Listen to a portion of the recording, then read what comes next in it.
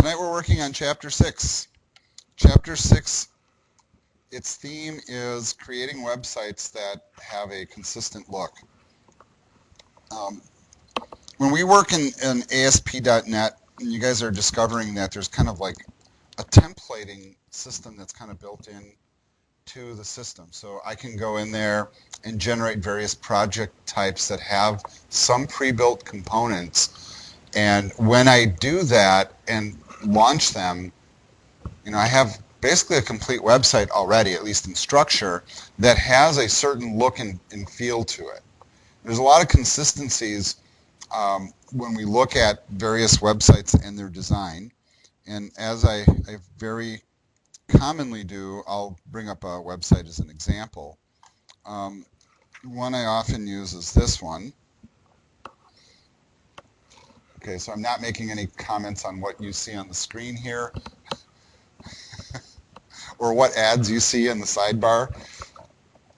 But let's look at what the commonalities are here in terms of the structure of the site, which is very common amongst many websites. One is the fact that the navigation sits horizontally across the top, actually in two different layers, right? There's two different navigation structures. Additionally, there is a logo and kind of like this generic area up here that I'm just going to call a header. A header. Like the head, a header, like the head section of a document. At the very bottom, there's also kind of like this little area that I would call the footer.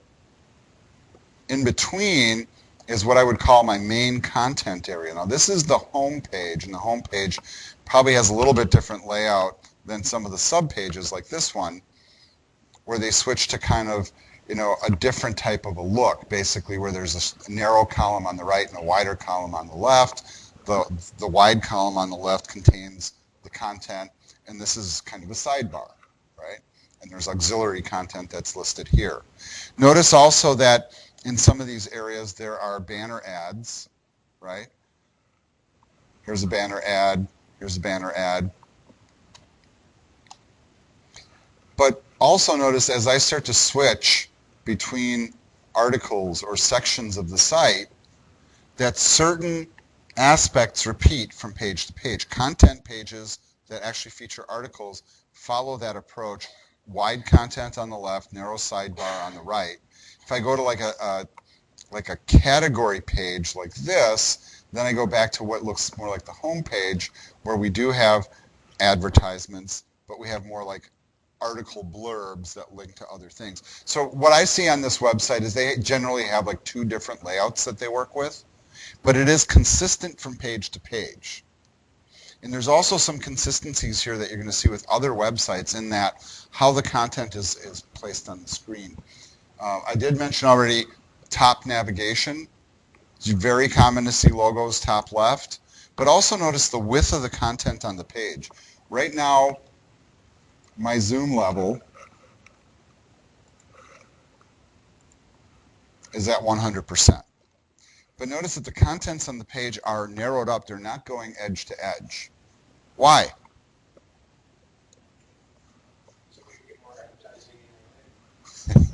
I hear a lot of good reasons. More advertising.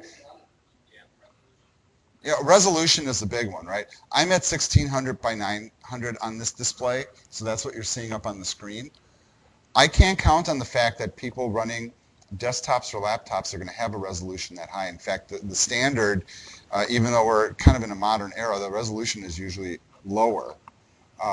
We do get some machines now that'll have like, full HD, 1080 top to bottom, maybe even 4K. But a lot of times the resolutions that we're getting on the screen will be adjusted or scaled basically to match, something that is readable to the eye. Because if I were to put like a 4K screen up here, we're talking like 4 times the height and, significantly wider. That same content might end up, looking like this, which you're not reading, right? But there's another reason why we narrow things up, and one of those is not just to comply with devices, but also because of the way that our eyes work. It is hard for our eyes when we pick up like a newspaper, and think about this when you grab one next time and you look at it, you're not going, you're not scanning all the way across, cutting back over. You know, newspapers always have narrow columns, and they always have, because they figured out a long time ago that the human eye loses its place pretty quickly if the line is more than like basically a couple inches long, you know, at about a foot away from your face. So newspapers know very well how to do layouts and create consistent looking design. The other one I always like to show too is the Boston Globe. And this newspaper site is a pretty important one in a number of different ways. One of the most important reasons I like to use this one, it was one of the very first sites that used CSS media queries successfully to allow the page to scale. And let me just show you what that means. So you notice how I dropped out of full screen? Notice how the contents at full width are still narrowed in from the edges. It doesn't go all the way to the edges. But as I come in, are you noticing what's happening to the columns, how they're scaling down? The images are getting smaller, the columns are getting smaller. And then at some point they decide, well, this is about where we get to tablet size, horizontal tablet size. And then we keep going, and notice what happens to the menu when I get to a certain size? How it collapses down to that little box.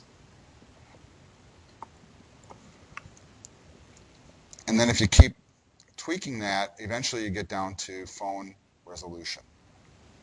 And this is without reloading the page. This is all done with CSS media queries. All right.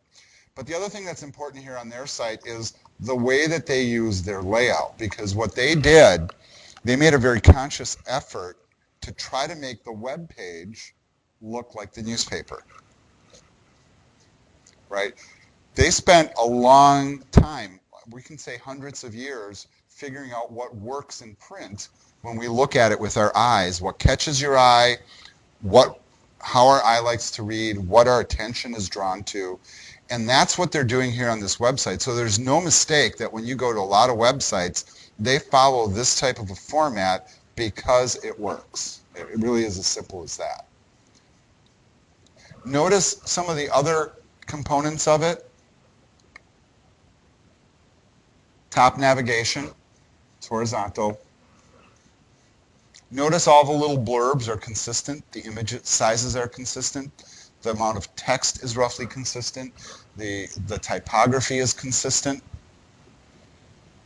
Very simple little things, but the consistency factor is important, because when I start clicking through, going to some articles, aside from little pop-ups I get here, then you start to look at, you know, what their other formatting techniques are.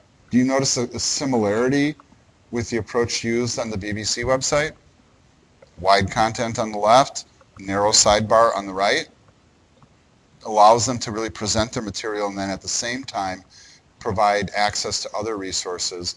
And what I like about this site quite a bit, I mean, they did have a little pop-up ad, but there's not really a lot of ads on this site either. They're not quite as obtrusive as some sites. Okay, so I'm not trying to sell you on the Boston Globe or the BBC. I'm just showing you examples of consistent looking website design. And next time you go to a website, like whatever your favorite website is, look at how they're laying things out. Why do people put navigation at the top? Because everybody's come to expect that now. So that's where we look. And if somebody throws it somewhere else, boy, it just kind of ruins their day, doesn't it? Think about it. So if you want to be friendly with the users, be consistent. Mm-hmm. That's absolutely fine. You know, and that's a different approach. I came from the old school of web design where we never even dreamt of putting navigation at the top. Oh my God, we'd always put it on the left. Left sidebar was the thing. Then over time, it kind of just evolved. And I think part of what drove that was like screen resolutions, and really web designers finally kind of catching on to the things that, you know, people that worked in the print industry already knew very well, right? Because the web was kind of freeform at first because they didn't know what to do with it, and then all of a sudden it's like, well, if we're putting a newspaper site up, it'd be kind of nice if it looked like a newspaper, you know. And I mean, even with a newspaper, they don't technically have menus, but very often they'll have sections across the top that'll say like sports, page 59, Packer highlights, you know, that kind of thing. So look for those things when you're looking at print media. Yeah, and Aaron, you're right. There's no real rules. But if you're putting together a website and you do put navigation in a particular spot because you just like it better, then you have to make sure you're consistent with it. Okay, and that's our goal here. So let's jump over to our text.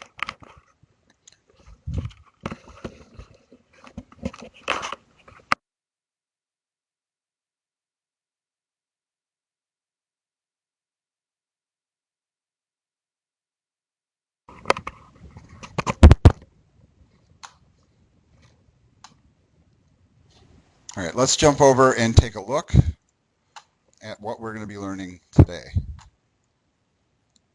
All right. So some of the things that are going to be real important here, we're going to look at a couple new concepts. One is called master pages, and the other one is base page.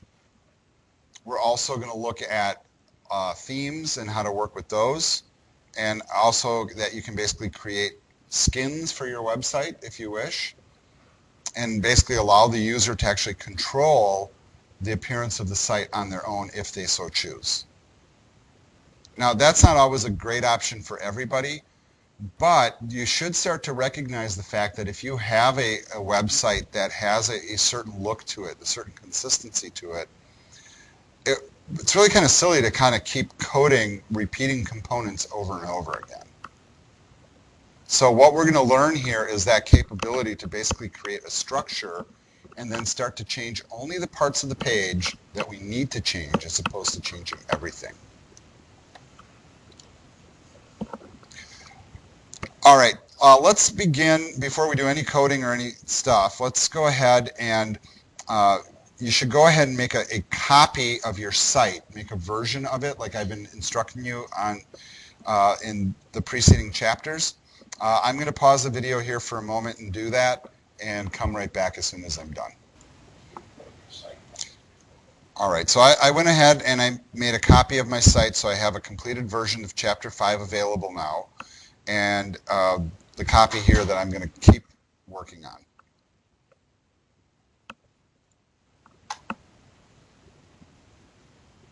All right. One of the key tools that you're going to learn here in this chapter is something we call master pages.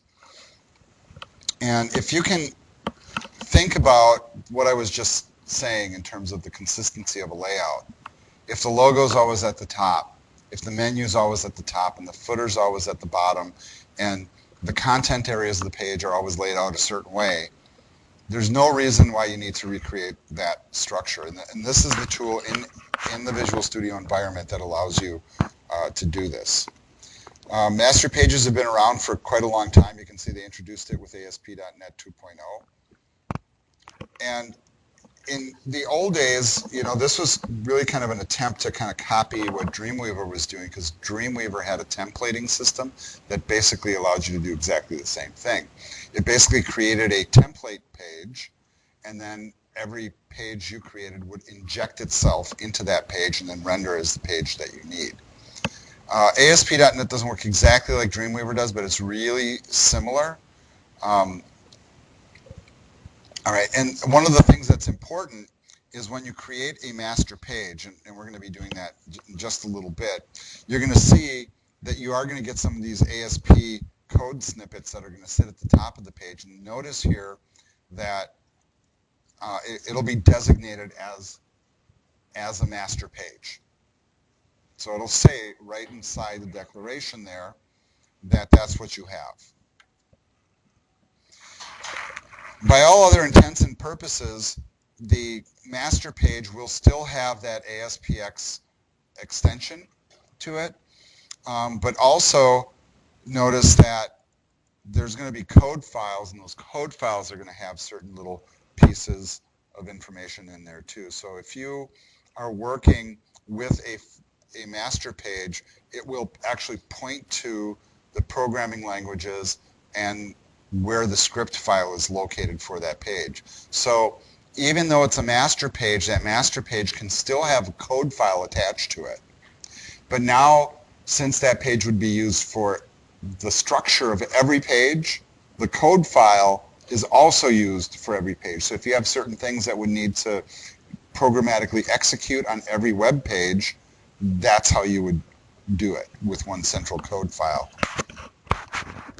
Now, the thing that becomes interesting with ASP.NET is we'll have the portions of the page that need to render as HTML as they normally do, but then we'll have these content placeholders that you're going to see interspersed in the document. By default, there'll be two of them created, one in the head section of the document, the non-visible page portion, and then one in the body section. And then those components are tweakable. There doesn't have to be just one. There can be many, but the default is one. And basically anything that you're going to put in there from another page you create that's not part of the master page would basically get inserted in between these tags. So basically, in between the opening and closing content tags. So when I go to create that subsequent page, so let's say I create an about page, it'll have the same structure as the home page, but the stuff that would go in between these content placeholders would just be the code that sits there. So the page that would get inserted doesn't have all the doc type declarations, doesn't have all the other menu stuff and the footer stuff. It's just going to have the stuff that's different about that page. So at the same time that it makes it kind of consistent looking, it also makes it easier to code because you've already done the skeletal structure. Now I just need to put stuff in there. So when you're putting the stuff in there in that page, it's much more simplified. And therefore, there's less code that's more lightweight all at the same time. All right. When you do create a page that is going to insert itself into a master page, you're going to see it up at the top a little change in the directives for ASP. First of all, it's not going to say master, it's going to say page. And then additionally, notice how it actually points to the master page that it's using. So that's kind of interesting. It tells us which master page it's attaching to. The listing that you see here, where it says master pages, that'll be a folder in the project, and front-end master, those are the default names for both the folder that holds master pages and the master page. Now, if you read between the lines in the last sentence I just spoke, there's also an implication there that, yes, you can have more than one master page, and that's what I was trying to show at those newspaper sites, how they had one type of page for like category view where you're looking at a bunch of different articles at once, maybe in a science section or a business section, and then you have the view that you get when you go directly to an article where that wide on the left, narrow on the right type of approach. Right? So it is possible to have multiple master pages. We're going to start simple. The other thing that is kind of fun here is that these ASP.NET content areas where we are going to insert things, we can actually programmatically control those things as well. Now that's maybe a little bit deeper topic than what we're going to cover in this chapter, but as we press forward, you're going to see how that's going to be useful, because you might have conditional statements, for example, like write an if statement that checks a certain condition, and if a certain condition is true, I'll deliver one piece of content. A different condition is true, I'll deliver different content, even though the person's going to a particular page. For example, the content I might see on the page might be relative to, are you logged in?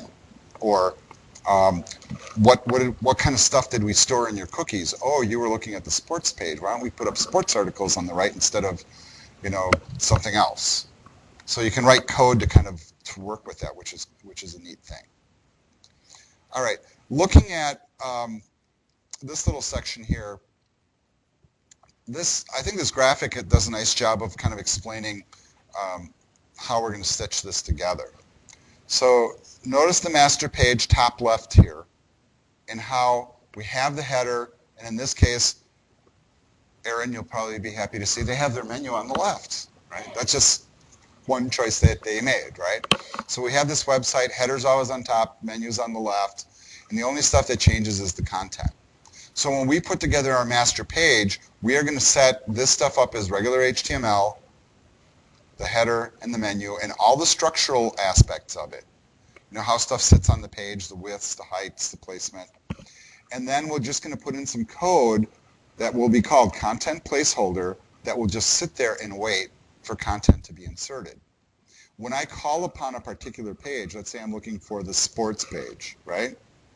It's going to go out and say, hey, sports page, where's your master? It says, this is my master. It grabs the master, and then it grabs its content and inserts it into the content placeholder on the master page. So even though we're calling on this, this says I have a master, and it pulls it all together and creates one page that's cohesive. Unbeknownst to the user, it's a very simple little approach. All right, so our first little exercise is we're going to go ahead and create a master page. First thing you should do, of course, is open your project. So if you don't already have it open, please do so now. I have mine in my site folder.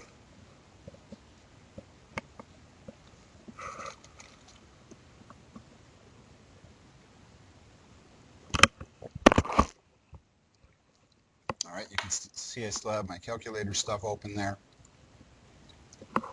which I'm closing for now.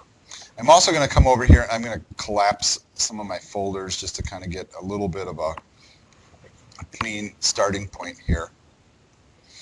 And it looks like I may have already done the work in here, huh? This isn't really a good example. I'm going to pause for a second and find a cleaner copy.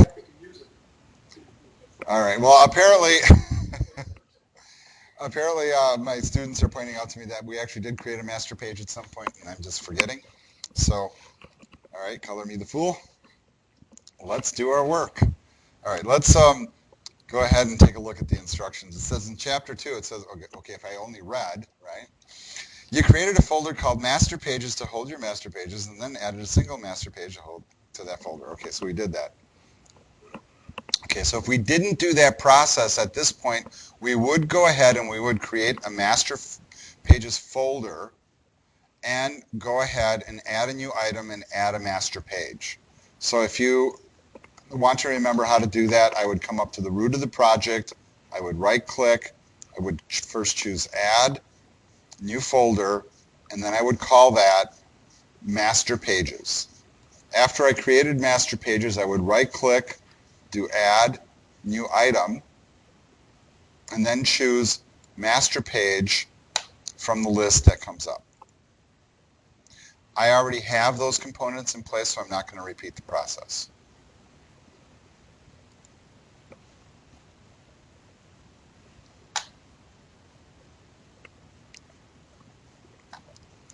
All right, the thing we're going to do next is let's go ahead and open up that front-end master, if you don't have it open already, and then just very quickly take a look at some of the contents and just kind of try to correlate that with some of the things I was just talking about, and that is, notice that we have a directive up here that says it's a master page, specifies our language, it also specifies our code file, which is the code behind page.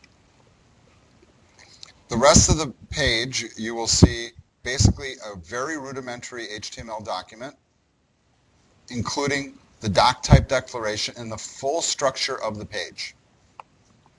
The thing you should pay attention to, though, are the content placeholders, one in the head section and one in the body section. So be wary of that. What they want us to do here is go ahead and add this bolded code in between the form tags on the page. So I'm going to copy that, and then I'm going to replace everything inside the form tags that includes the opening and closing div. then I'm going to paste it in, and then I'm going to go ahead and format that selection just to get it to look nice. Now notice what we did, we kind of ramped up what they had a little bit. The first thing that happened is we added a div that says it has an ID of page wrapper. And that's kind of a common convention in HTML design. And basically what we use that for is if we go back to our browser for a moment here and look at one of those websites, the page wrapper is going to allow us to take everything that's on the page and contain it. Basically, one of the methods they use to get all the contents to narrow up is by placing everything inside of a structure. So the structure that we're going to use is going to be called the page wrapper. So everything on the page is going to be inside that page wrapper. Then I can apply a style to the page wrapper to make it narrow and make it center. Okay, so that's going to be one of the first things that we do. Notice the ASP.NET content holder section has been kind of like moved down a little bit. So really what we have here is we have the page wrapper. It's going to hold the whole page. From there, we're creating a header section at the top of the document where we're probably going to put like a logo and stuff like that. And then we're going to have a navigation area below it. And then we're going to have a tag called section, which is going to hold all the content areas. We're also going to have an aside, which is going to be a sidebar that we're going to put on the right. And then we're also going to have a footer. All the stuff on the page is going to repeat on every page except for whatever goes inside these two tags. I cannot call up the master page directly. I want you to remember that. I can't like type in masterpage.html, and have it come up in the browser. That's not how it works. What I will do is I will go to a content page, like, I don't know, maybe there's a music page. So I might type in music.aspx. It goes to get the content. It looks at the content page, and the content page will insert itself here into its master, and then the whole thing will render as one page, unbeknownst to the user, that it came from multiple pieces.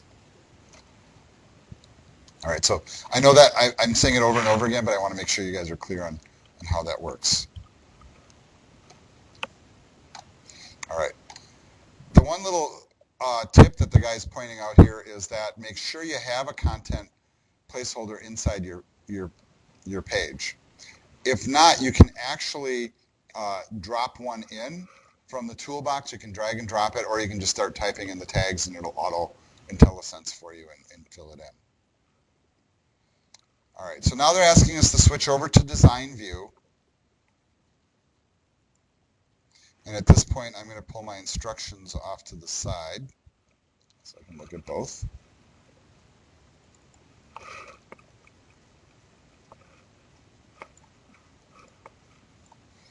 And we're going to do something kind of fun.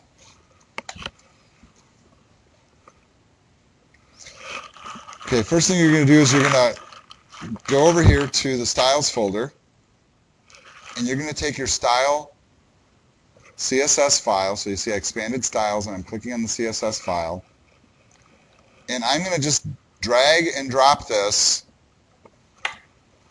That's not how we want to do it. We want to be looking at this, and I'm going to click without releasing and just drag and drop that CSS file onto the page. You see what happened?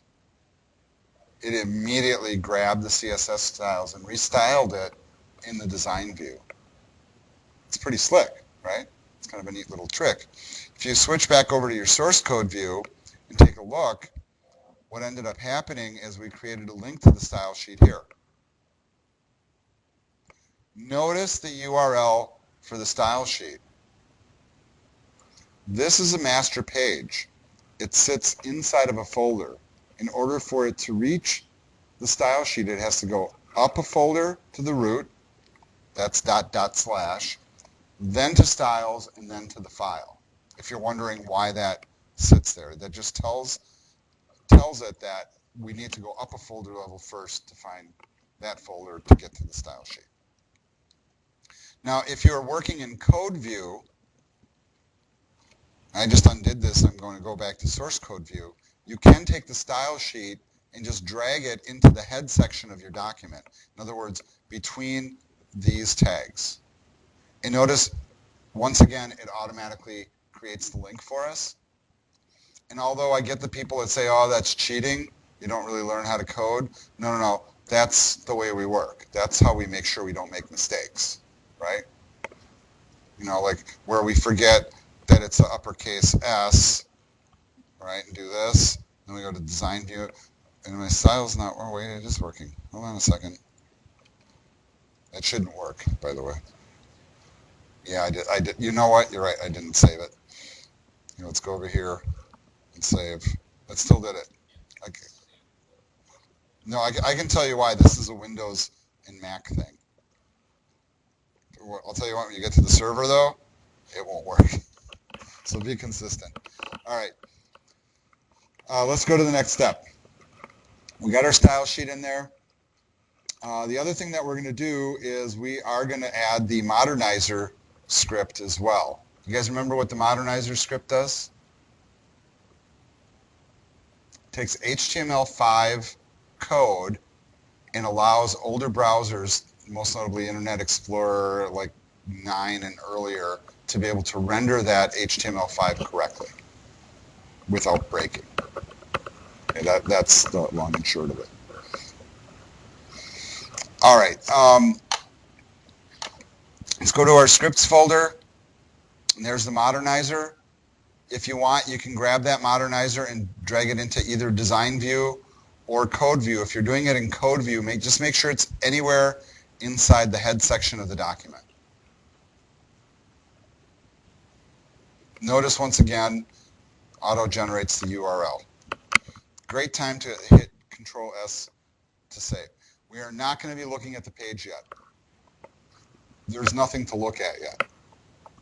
We have the master page, but we don't have any pages attached to it, so nothing's going to happen anyhow.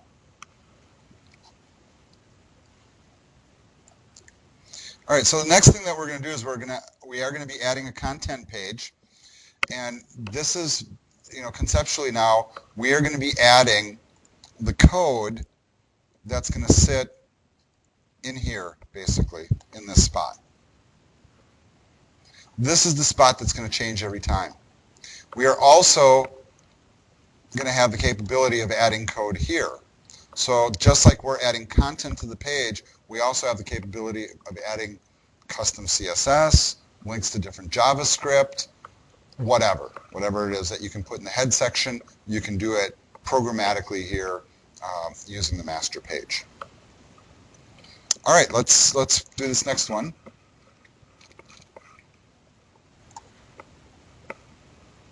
So it says here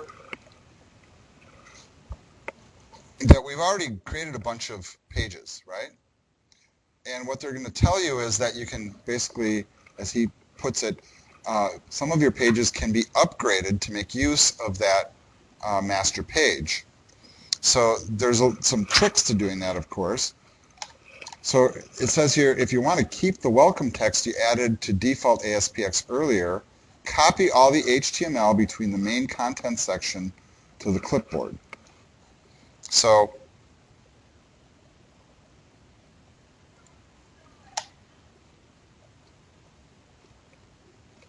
you see the correlations here? So this is just a straight up page, one of the first ones we did.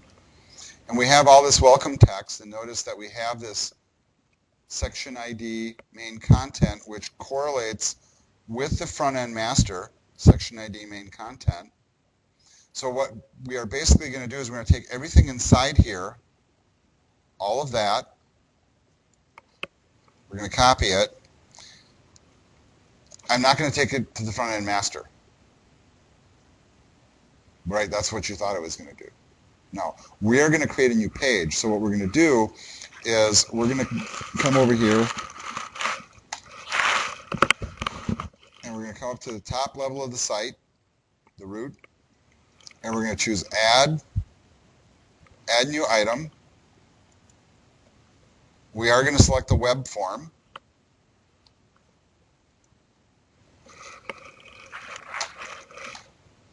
We are going to name it default. Yes, there will be a conflict. We want the code in a separate file, and now a new checkbox to check. Select master page.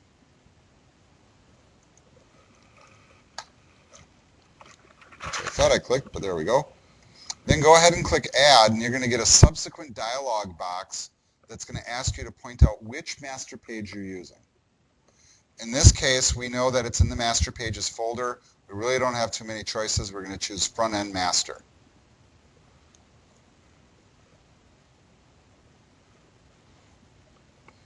And go ahead and click OK. What do you think? Replace it? Yes. What's the point if not?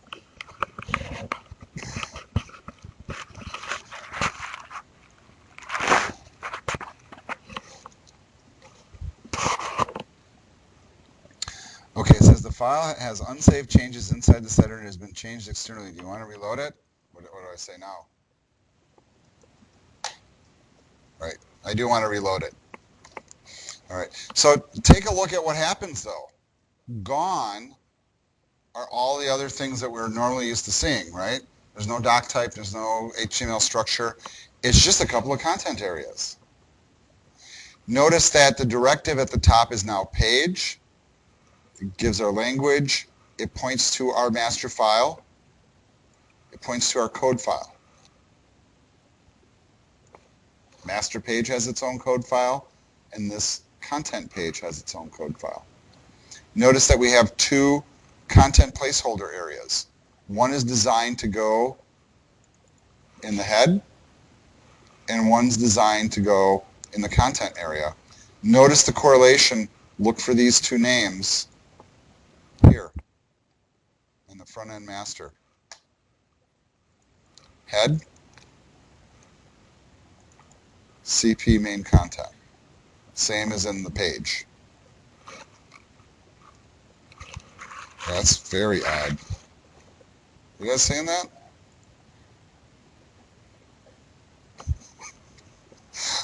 All right, I'm going to close that. It's kind of like a display glitch or something. All right, so what's going to happen now conceptually is anything that we're going to put in between these tags on this page, if I put stuff in between these two, it'll end up in the content section. If I put stuff here, it'll end up in the head section. So I already went ahead and I copied that code, right? And now I'm taking that code that was in the original default page and I'm pasting it in. Gosh, I don't like the fact that we have a hard-coded style here, but maybe we can fix that.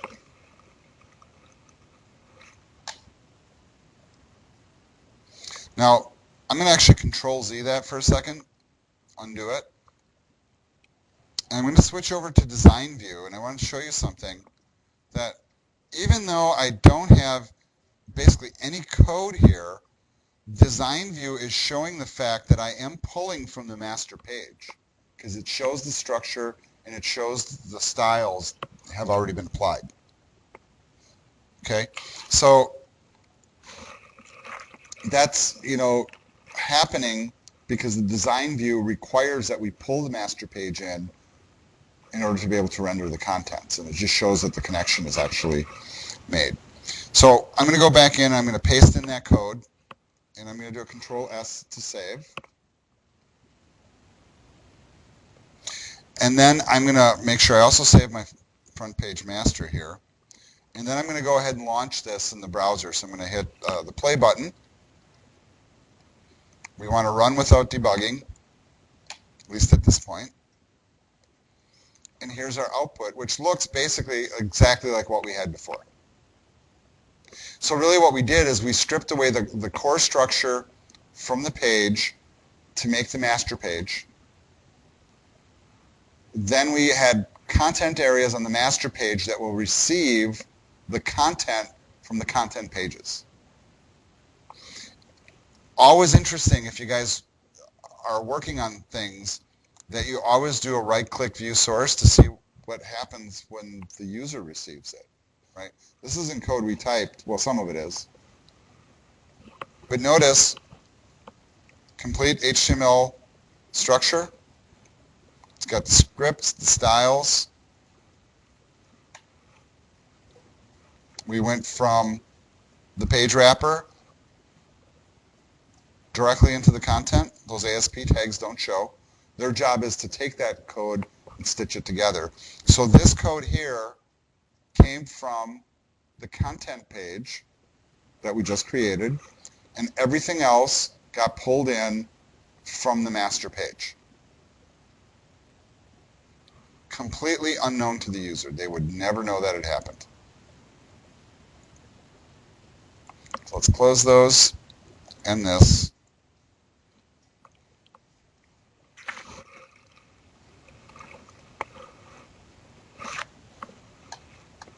All right, now we're moving on to step number 7. We're at the top of page 215. And what they want us to do now is create a new page called Login Aspx. So I'm just going to come up here and right-click. I'm going to add. And we're creating a web form, so I can just actually go right to this, right? Okay, well, watch what happens. Is this really what I want to do? I'm testing it. No, that's not what I want to do. Why? It didn't give me the option to add a master page, did it? All right. So I did that kind of on purpose just to go in and delete it again. So when you're attaching stuff to master pages, you do want to make sure that you don't use the abbreviated form here. You want to go ahead and do add new item, do a web form, and in this case, they want us to call it login.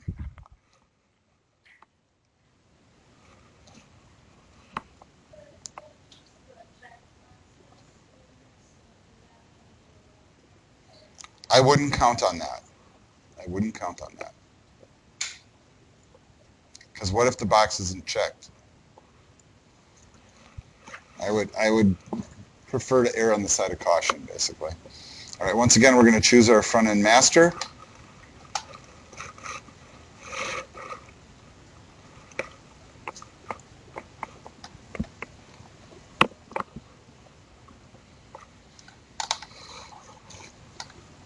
Okay. Now they want us to add a little bit of code here. So in the main content area, they want us to add an H1 tag. So go ahead and do that. And the text should say, log into Planet Rocks.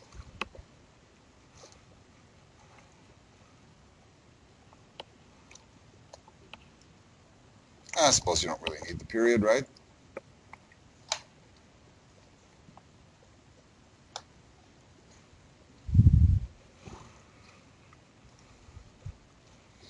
Right, now they want us to go back to default, switch to design view. Okay, I'm not sure where that paragraph tag came from.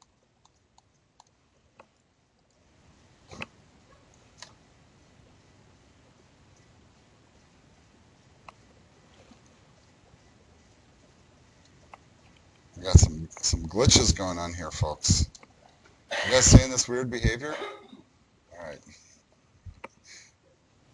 Really, it started creating its own code. All right, so they want us to go back to default. Okay, I'm sorry. And then they want us to add a couple of paragraph elements. If you do it from design view, it'll automatically generate paragraphs after the H1 tag, but I'm typing them in manually here. And they want us to type some text, something to the effect of, you can log in here.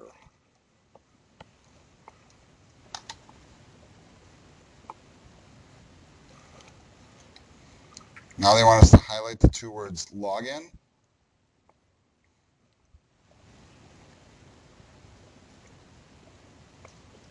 And then they want us to add a hyperlink.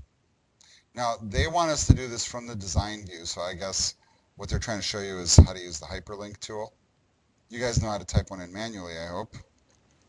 Better. But they have a little tool up here in the toolbar. I have login is highlighted. I'm clicking the button. And now they're going to want us to type in a link. So guess where they're going to link us to? To the login page. And just say OK.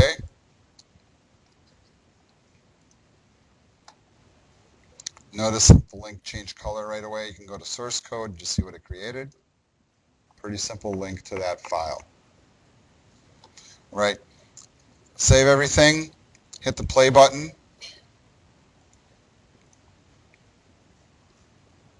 You can see the link we just created. You can go ahead and click it, and it should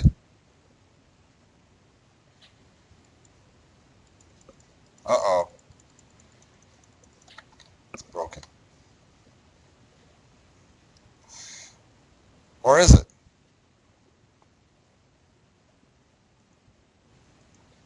Did I put the I don't think I put the code in the right place, did I? Oh no, I put it in the wrong place. So don't do as I do. All right. So what I'm going to do,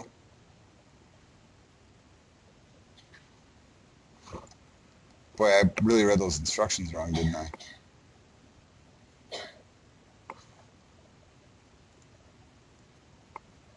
Okay, so this paragraph actually should be on the default page, and we'll put that below the bottom paragraph here. All right, let's try that one more time. I apologize.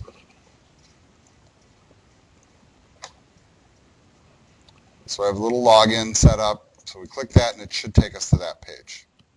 That's how it should work. Let's go ahead and close those.